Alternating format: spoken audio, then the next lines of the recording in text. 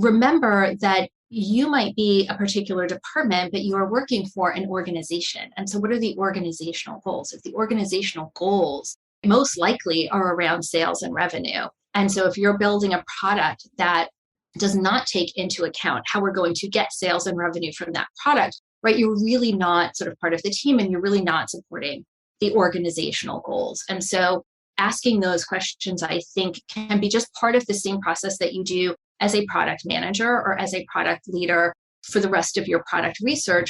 But the other thing that happens when you do that is you become sort of the owner of not just product, but of the ecosystem. And you can become the bridge where people are like, oh, if I tell Lisa that I need this, right, something's going to happen, right? Something good is going to, I'm going to get an outcome. I'm going to get an answer, and people feel involved. Creating great products isn't just about product managers and their day-to-day interactions with developers. It's about how an organization supports products as a whole, the systems, the processes, and cultures in place that help companies deliver value to their customers. With the help of some boundary-pushing guests and inspiration from your most pressing product questions, we'll dive into this system from every angle and help you think like a great product leader. This is the Product Thinking Podcast. Here's your host, Melissa Perri. Hello, everybody, and welcome to another episode of the Product Thinking Podcast. Today, I'm joined by Lisa Schneider, who is the Chief Product Officer and the Chief Growth Officer of Framework. Welcome, Lisa. Thanks. It's great to be here. Yeah, I'm excited to have you. So Lisa has been a mentor at our CPO Accelerator for a while. She was also formerly the Chief Product Officer of Merriam-Webster, which is pretty cool.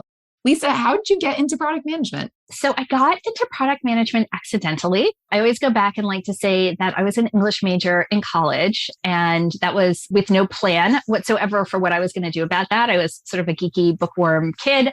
And I was like thinking this is a scam that I should get in on because they're going to give me a degree for reading books and writing what I think about it. So I got this English degree, and like many English majors, I went into marketing, and I was working in marketing at Bridal Guide, which is a small family-owned publication, obviously in the bridal space. And in 2000, they outsourced the building of a website and just sort of outsourced it in whole. And all of a sudden, we're like, oh, wait, now we have this website. What are we going to do with it? Somebody probably has to manage this.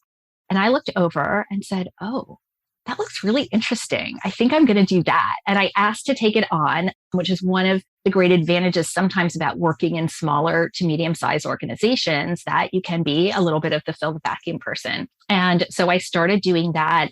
And we didn't even call it product management then, right? Like we were managing the products, but we were just sort of figuring it out and experimenting as we went. And that's how I got into it. And I loved it. And I stayed. I just love the ability to experiment and to reach people in different ways. And I think, one of the things I learned as an English major when you read books that were written across hundreds of years is that human psychology hasn't changed.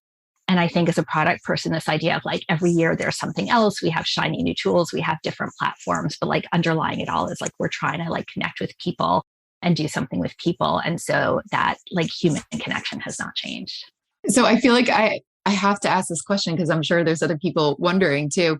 What does a chief product officer of a dictionary company do, like Merriam-Webster, right? When I found out you were the CPO there, I was like, it's funny because I tell a lot of people everybody needs a CPO, but I guess everybody wouldn't imagine that so does a dictionary company. The dictionary. Well, first of all, the dictionary is online. The dictionary had been put online in 1996. So that was very forward thinking. But I think as a CPO, it was a very broad range of things, right? So one is sort of strategic. First of all, they weren't doing agile.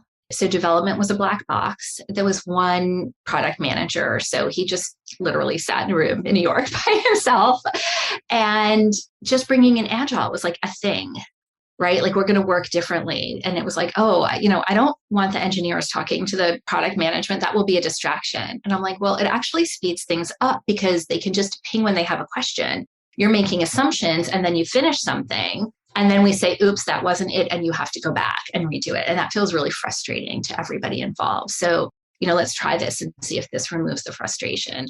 There were so many sort of, I think, fundamental changes that we wanted to make, including creating a dictionary database. So we were working even online, sort of off of files that were prepared for print. It wasn't really a database in the way that we think about it. And so that was a huge project. And if you think about, English is kind of a hot mess. And so creating a reasonable database was a mess. But again, I didn't go in and say, like, let's create a database. I actually went in and said, let's do social media. So you might not think of social media as a product, but really thinking about it as a product, thinking about the fact that we had an analysis of trends of things that get looked up, and this really interesting, pretty commonplace occurrence where when something happened in the public sphere, the lookups for a certain word associated with that would spike.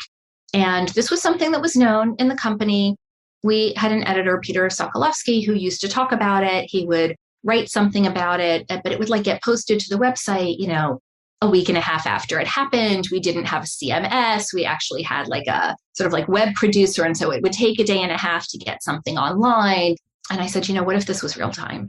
And we did it on social media, right? So thinking about that as a product. So then it was okay, now let's build a CMS. Let's be able to publish content really quickly.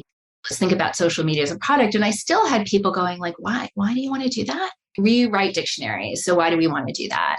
So I thought about my experience there, and I thought about why I wanted to go on social media. And it's because people were so smart and so funny. And so I realized internally, our mission was we write dictionaries, but that's an output. That's not really a mission. And so again, thinking about what's product positioning, what's product go to market. Let me do this internally. So I literally wrote a new mission for the dictionary, which was to propagate our irrational love of the English language and to help people understand and use language better so they can better understand and communicate with the world around them. And all of a sudden, when you say that, first of all, everybody nodded their head. And second of all, if you're saying part of our goal is to propagate our irrational love of the English language, it makes total sense to be on social media. And now we have this success. And all of a sudden, people are oh, that was fun. What else do you want to do? One of the hardest things I've found for product managers is learning how to craft a good vision and mission. And honestly, I think there's tons of confusion out there. Every day I get should there be a mission or should we have a vision? What's the difference between a product vision? What's a company vision? What are all these levels? And I see just really bad mission and vision statements out there all the time. Anytime I go into a company, I will read it. And I'm how'd you come up with this? What does this mean? So what's your advice for CPOs or even product leads who are taking that job on to create a new mission, a new vision? What should they do to make sure that they actually craft this well? Well, I think the first thing you have to do is understand what the purpose is. So for things like this, hey, we're going to have a mission. So it goes back to that, right? Listen, I got interviewed all the time, when I was at Merriam-Webster. And so people would always ask, what's your favorite word? And they always seemed fairly surprised to learn that my favorite word is why. And so I would say why solves problems and don't underestimate the small words, but why is it that you want a mission? Why is it that you want a vision? So just, again, it's that product mindset, understanding what is the purpose of creating this will be really helpful. And then I think, listen, words matter, definitions matter. And so the mission is really the why. The mission is why you are doing this. It's ultimately, why does this, deeply matter? What is the thing that we care about that we're solutioning for? So in the example of the Merriam-Webster mission, right, we are here to propagate our irrational love of the English language. This does not tell me what we're building, right? It does not tell me what product we're ending up with, but it does tell me sort of why we care about this, why other people would care to engage with us. So the mission is really more about the why. And the vision is more about the what, right? So the product vision is ultimately, we are going to end up with this thing.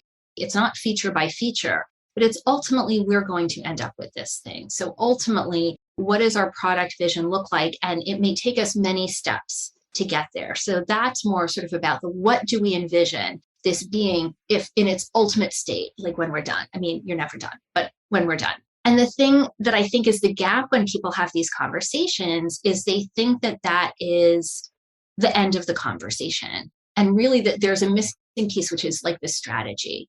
So how are we going to get to that vision that we're at? And so, maybe it's the why are we climbing the mountain? And then what mountain are we going to climb? And then how are we going to get up there, right? Would be those examples. And I think when you break it out like that and you understand the purpose of each of the pieces, it's a lot easier to do it right. Otherwise, I think people do tend to either sort of garble them and try to mix like the strategy into the mission, which makes it too specific and not universal.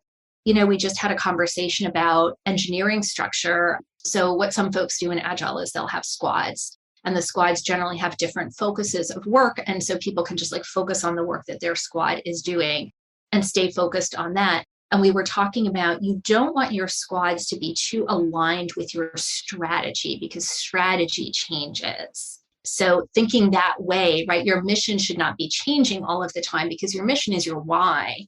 And so it shouldn't be too aligned to the strategy, right? Because your strategy might change, business needs might change, you get new data. We talk about this all the time, but you're still doing it for the same reasons. And so that's a really good way to identify kind of like the different buckets that you would address really differently.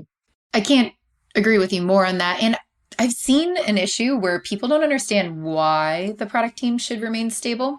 It's interesting because it's like this careful balance when you're doing org design, right? Of trying not to change up the teams so fast or what they're working on so fast that they just get whiplash and nothing gets done.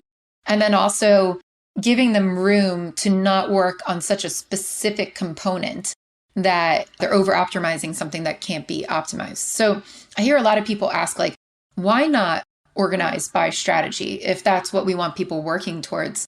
What's been your philosophy for organizing teams and squads? How do you get that right balance of like making sure they're working on something broad enough where they don't feel really like pigeonholed into a small single component API type thing, but not where they're changing direction like every day and can't finish something?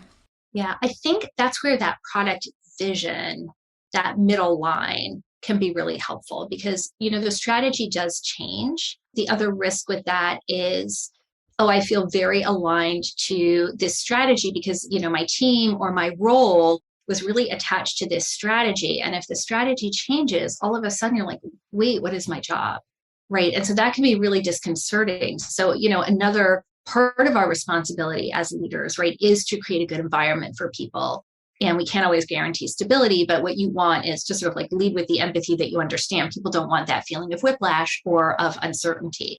And so where is this vision of, again, as a for example, Merriam-Webster, we had 2 product directors, and one was focused on essentially like games and apps. And one was focused on the definition and thesaurus pages and engagement content. And so that was a way of splitting up, like strategically, these were different areas that we were building out. The tactics might change, right? Like the vision was, we're going to be the best dictionary, we're going to be the best thesaurus, we're going to be the go-to resource, right? We're going to be used in these different ways. And so I am focused on these particular areas. And they weren't necessarily right, completely separate products. Maybe the dictionary platform was a product, those were features. There's a lot of different ways of parsing those definitions, but it's an area that is clear enough that somebody has some room that if the strategy changes, it's probably not a totally different thing. And the other is that they have room to say, okay, within this, I have some leeway to be creative and think, right? You don't want somebody to have to be whether it's literally an engineer or a product person, but like the equivalent of a code monkey, right? Like, here's my instruction. I'm just head down doing the thing I'm told. You want to give people room to like be creative and think, to like propose new solutions upward as well. And so you have to give them something that is, I love this idea of creative constraints and something where like, okay, your constraints are, you're focused on, these types of products and features, but not exactly this feature. And that's the distinction. Yeah, I like that too. I love the term creative constraints. I call some things like guardrails. I have a really hard time defining guardrails to people. Like if you give me something, I'll be able to say what the guardrails are, but I'm still working on like, how do I tell people what good guardrails look like, what good constraints look like for teams? When you're thinking about like setting strategy and having those constraints around the teams, like this is your purview, this is what we're focused on. What do you give them besides just a strategy of like, hey, here's the mountain that we want to climb. Here's how we're thinking about climbing it. This is your purview. How do you make sure those bounds are set appropriately? I would say there's one more layer here, which is this, what is often represented, I think, very popularly now as OKRs.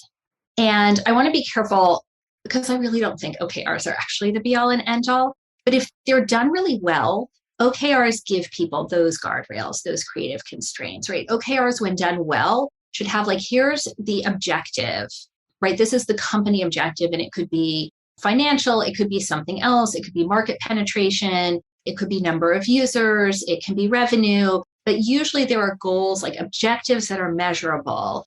And there are sort of like key results that you're going to get to, and the key results should not be so specific. And that's where you have room to play. So that to me is like a good definition of a guardrail, right? I have room to play in here as long as what I'm doing gets me to this result in service of this ultimate objective.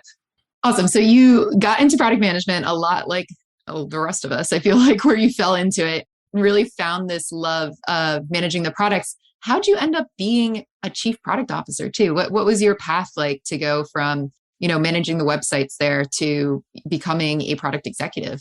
I think it was really having the opportunity not just to learn about product management, but to learn about how that intersected with like leadership and strategic growth plans, and really bringing that together. And I think that was something that I leaned to and sort of felt very organic for me. So after I was at Bridal Guide and that sort of whole ecosystem had grown over several years, I went to Reader's Digest, where, there was some pretty straightforward product management, but also a lot of working with sales and doing sponsored product development. And so really having the opportunity to think about the very close intersection between sort of like products and actual bottom line profitability, and being involved in that and thinking about things from the partnership perspective, and really thinking about the partner as a user, right? So what can we create that will help them reach this audience and also will sit nicely with the audience? So I think each sort of element of, oh, okay, I had marketing. Oh, okay, now I'm working on sales. All of a sudden, these things start pulling together. And as you move into other organizations, you take all of those skills with you. And all of a sudden, like your skill set is broader. The number of people that you can impact is broader. Sort of the ways that you can position yourself as being useful to the company is broader. And so you take on more and more responsibilities that are not just upward leaning in product, but also outward leaning in terms of looping in other departments, whether that sort of officially they report to you, or you're so able to affect change by influence that you have that purview in that way. Yeah. And I think that's such an important skill for people to learn to move into the executive role, especially as product managers. It's something I've heard you talk about to our CPO Accelerator group all the time, about like how important it is to really understand all those areas of sales and, stakeholder engagement across the organization, really, focusing on the financials and all that stuff. Did you know I have a course for product managers that you could take? It's called Product Institute. Over the past 7 years, I've been working with individuals, teams, and companies to upskill their product chops through my fully online school. We have an ever-growing list of courses to help you work through your current product dilemma. Visit productinstitute.com and learn to think like a great product manager. Use code THINKING to save $200 at checkout on our premier course, Product Management Foundations. Now too, like as the CPO and the Chief Growth Officer at Framework, you oversee 4 different divisions, right? Well, it's technically 3. So it's partnerships and business development is one team, marketing and product. And it's sort of exactly that. And we set it up that way for exactly that reason. And I think before I got there, there was sort of a much more siloed structure between those departments, and made it really frustrating for, example, partnerships and product to try to collaborate. They weren't speaking the same language. They didn't understand how necessarily to speak the same language. So you might have great people across the board. You might have people with like really good intentions across the board and really committed to the company and the mission. But because they don't speak the same language, they were a little bit at odds. And so it's really a block to productivity. And by bringing in somebody that had experience across all of those areas, experience like driving cross-functional collaboration, experience sitting in the middle going, wait, tell me why, right? You need that. Tell me exactly what it is you're trying to accomplish. And so teaching them, rather than like, this is my position and I'm sticking to it, really understanding like, what is the end result, right? Because if I need some air in a room, I can open a door, I can open a window, I can put in a fan. There are always a lot of solutions to a problem. And bringing in that mindset and the ability to work together has really changed the dynamics and really accelerated our growth and our ability to go out and drive actual bottom line results for the company. So process can be one way to change the mindset, but it's not everything. How do you start to bridge the gap in an organization where sales and product think of themselves as two completely separate functions with absolutely no overlap?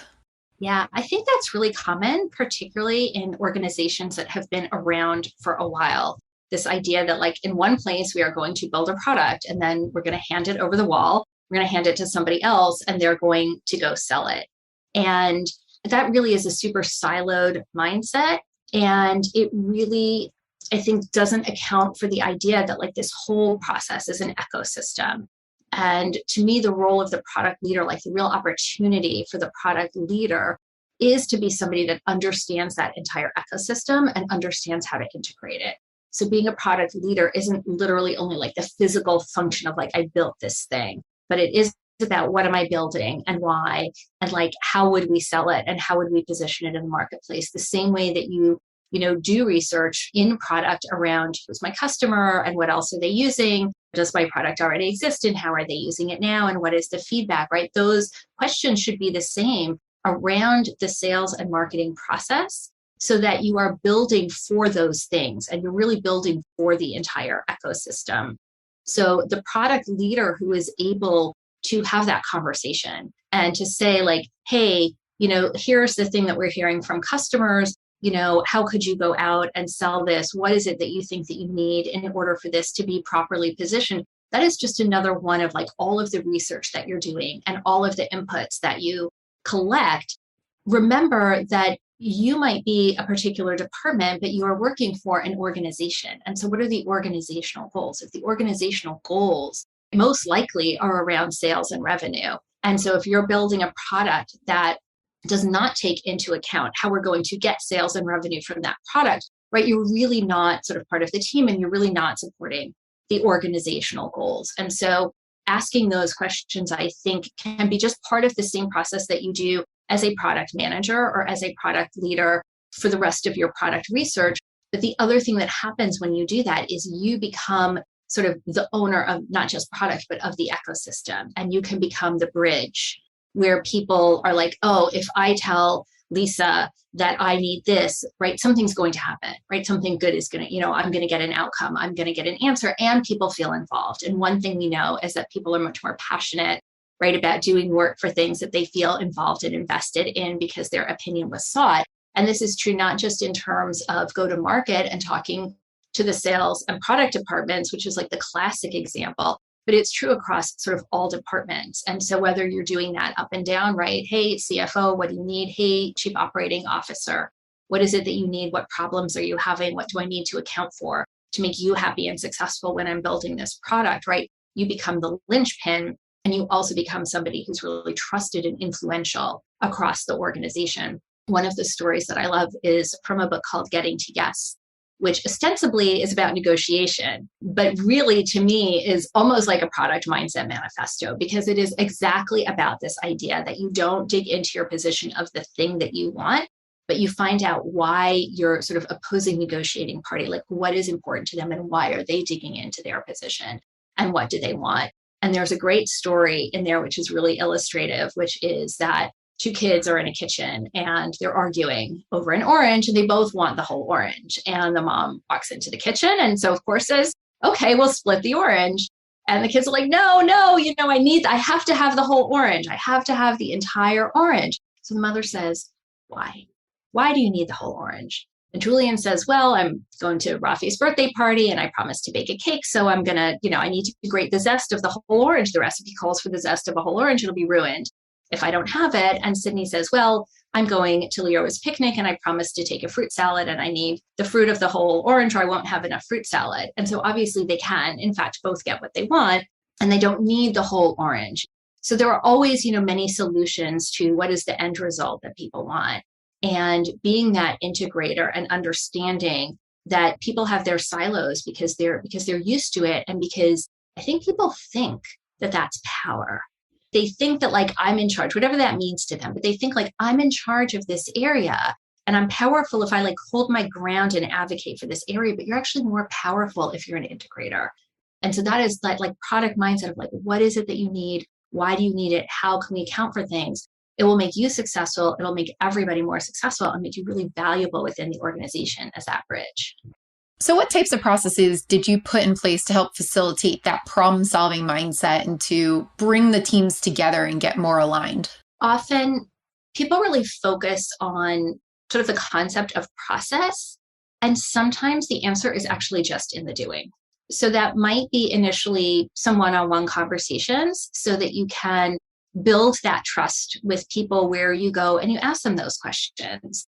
But ultimately what you want is like just have the meeting, right? So Merriam-Webster, if we were having a concept meeting about something, there was no concept meeting that did not include stakeholders from every department that would eventually be a part of that conversation, right? So even in, SEO is a big one. So for consumer facing brands that tend to be found by search, SEO is really important. It's the same problem. It's, as like, wait, you just handed me something to sell. Like, wait, you just handed me something to optimize. That should have been baked in from the get-go. So SEOs get really upset when something is finished and then handed over to them. And it's like, here, now optimize this for SEO. They should be in that conversation. So you've got UX, you've got design, you've got editorial, you've got SEO, you've got engineering, you've got marketing, right? Like all of those people, it doesn't have to be the whole department, but all of those people are in the room and you just, you can model, right? So rather than sort of spending all of your time about like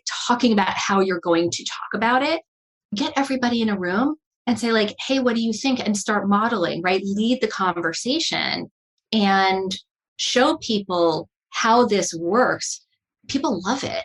So as with many things in product, the answer is it depends. But I think that is, rather than a cop-out, it's actually really important. So people have all sorts of management theories and they read something or they experienced something or they went to a seminar and they may become very attached to the theory. This is the theory, this is, how we did it here, or this is the thing that I read about. And the question of whether that is the right theory to apply in this business case, that's a different question. And so I think really reading broadly as a leader and thinking about what are, again, right, this situation is a use case. And so what is the right solution for this use case? It's like, or it's the user story, right? How am I solving for this user story? And the answer might be different in different environments or depending on the people.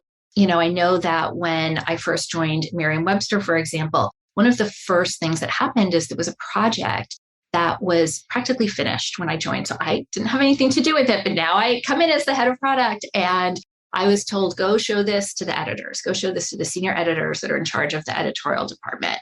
So these folks are like a really big deal, right? It's Merriam-Webster. They're like writing dictionary definitions. And so they're very, very well respected. And I was like, wait a minute, they haven't seen this? Like it's done, right? It's not pushed live, but it's done. They haven't seen it. And you're asking me to present this to them for their comments. What are they going to do with this? Why didn't they see it before? What is it exactly that they're going to say? Like, take the whole thing. I don't like it. Like, it's ready to go. And so that was a really easy place to start saying, you know what? Next time we do this, I'm going to ask them.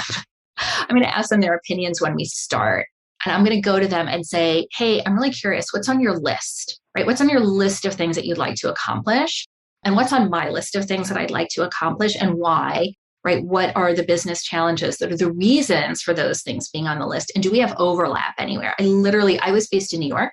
Those folks were based in Springfield. I literally went to Springfield, sat down in a room and did exactly that. Like, can we make a Venn diagram and can we start with the overlap? And so it's that mindset of like small experiments, small tests. What's the MVP? The MVP isn't I'm convincing you to do everything I want to do. The MVP is, can we align on something and can we start there? And in doing that, right, you build trust. People feel that they were listened to. They felt that they had a stake in the thing that you're creating because it was also on their list.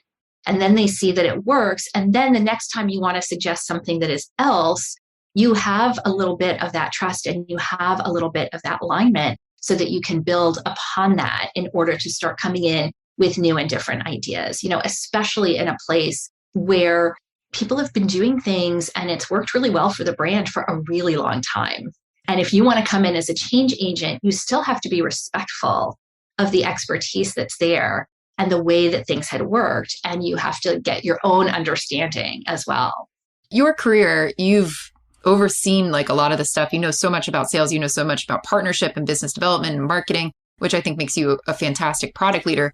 What's your advice for somebody getting started with that? Like, where did you go to learn these things? Like, how did you get plugged into all these areas and start to see how to bring them all together? I really think that sort of like broadly reading good fiction over time as an English major and like beyond, right? Like I didn't stop. By the way, I did not stop reading when I graduated school. There are actually a lot of studies about reading improving EQ. And so I think that idea of like really understanding human psychology and looking at that is one thing. I think there is a business book that I always recommend, which is called Getting to Yes. And that is the book that I think just I lucked into reading it very young, very early in my career. And Getting to Yes is exactly that. It is about asking, why is this important to you? And what is the outcome that you need? And that idea of not digging into your position, but really focusing on your outcome is really explained very explicitly in this book. And so it's not sort of a new book, it's not the hot new book, but it is something that I think is super foundational for me and has been very, very effective for me. And then the last one is really like just treating people like people. I think especially now as we're remote, so much is remote. And I think, many people in technology have worked on distributed teams, but maybe not like in this, I'm sitting at home, you're sitting at home, and nobody is together at all. And it can be really easy to get upset with people that you don't have a connection with, right? In theory. I mean, this is like, even within an organization, this is like the low level of what you see on social media, right? I'm behind the screen, I'll just say anything I would never say to a human being's face. And maybe it's not that extreme, but it's still easy to be upset. Oh, they just want this. They're just like this. And you can fall into that griping. And so just really taking those few minutes in a conversation to connect with a person, and really look at them and remember that they're a person and talk about like the whys and talk about the outcomes. So even if you're not somebody who has had exposure to all of these departments and has done those things functionally, you can still understand where somebody's coming from. Yeah, this really seeing these people as human beings, really empathizing with people.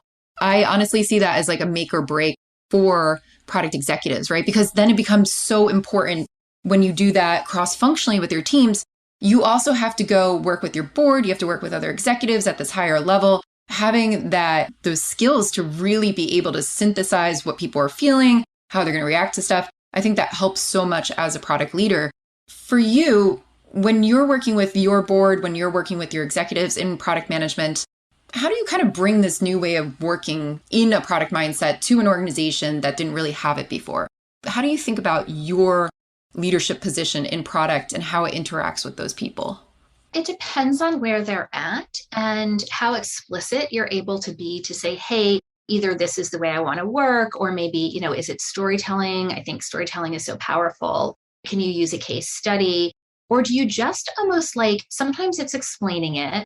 Sometimes it's explaining it in the minute. So there was one example in which we had planned the timing of a release like really carefully for an important date. And that is not always true, right, for releases, but occasionally it can be true. And I had told my boss, the CEO, all the reasons that we are releasing on this date. Then we got new information.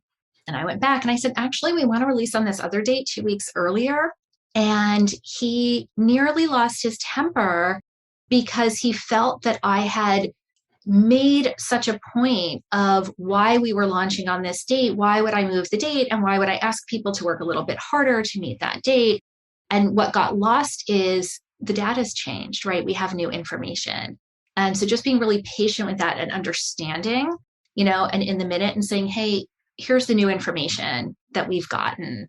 And so in that instant, that was like its own little mini case study of, be really good to be agile with that lowercase a and to pivot based on the new information that we have, because it's going to make a significant difference to the outcome. And so this is, again, right, this is outcome driven. So it's not a whim. It's really all about the outcomes. And so focusing sort of on the outcomes, focusing on the reasons why, and not focusing on how did that interpersonal interaction go.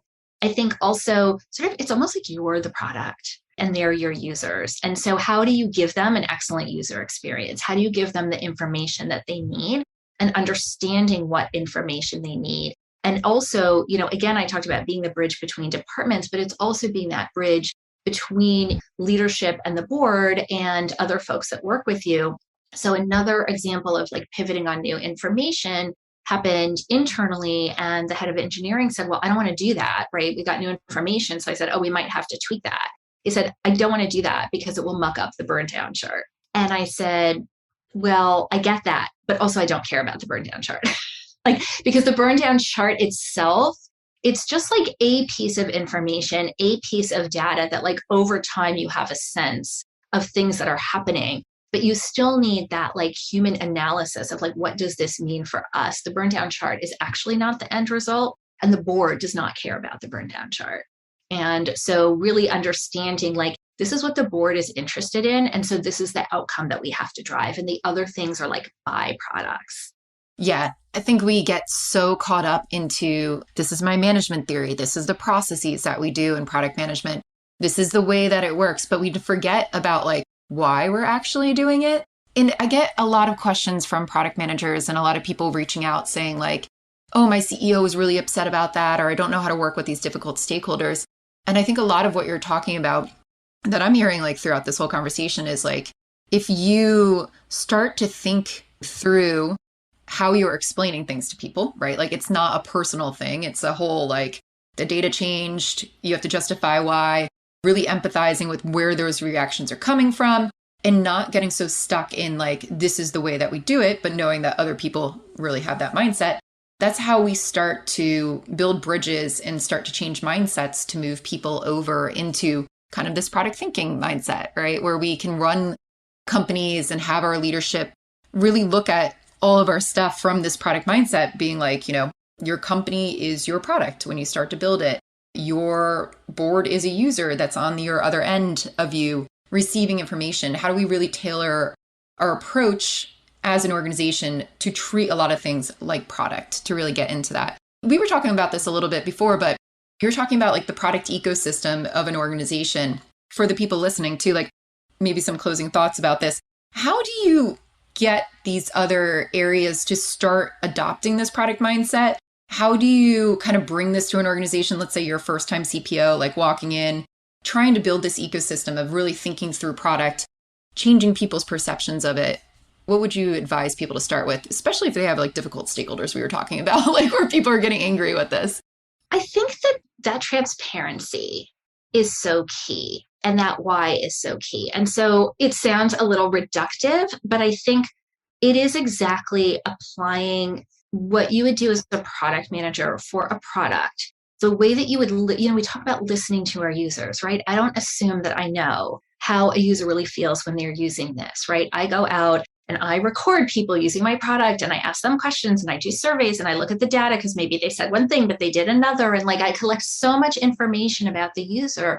Really, that same approach is what works. So collect information about the user, right? What are their goals? Like, how can you show that you're helping them reach their goals? How can you show that you're transparent? One of the big frustrations that I mentioned at Merriam was that engineering was a black box. Well, guess what? If product is the black box, right? If we have all these cool things that we do, but we don't explain them to anybody and we just think that they should follow our lead, that's really hard for people. They want to understand what we're doing and why. And so I think that transparency, getting to know people, understanding what it is that they want and how can you help them get to where they want? Why is this a good outcome for them? What's in it for them, right? Like they're a stakeholder, they're a user. They need a delightful user experience. So when we say we want to delight our users, think about those colleagues or those leaders as people that we have to delight. Think about what the outcome is that they need and how you can position this to them. And it might not be, in one conversation. It probably won't be in one conversation and it won't be overnight. How do you have a conversation where you show like I'll get people from different departments in a room and I will just model leading that conversation and saying, right, like, why do you let other people hear those whys? Like, why do you need this? Let them see that integration happen as you're talking. And so I just think that modeling and the transparency and treating people as users that are worthy of like you delighting them, it will really help loop people in and start to build those bridges. Fantastic. I think that is great advice for everybody listening here. And I know a lot of people are struggling a lot with changing their organizations or changing the mindset. So definitely a wealth of knowledge from you, Lisa. Thank you so much for being on the podcast. If people were to find you or learn more about you, how should they connect with you? It's best to get me at Twitter or LinkedIn. Both of those are at Lisa Schneider 64. Fantastic. Thank you all for listening to another episode of the Product Thinking Podcast. We will be out with a new episode every Wednesday. So make sure that you subscribe and like our posts. So thanks very much, and we will see you next time.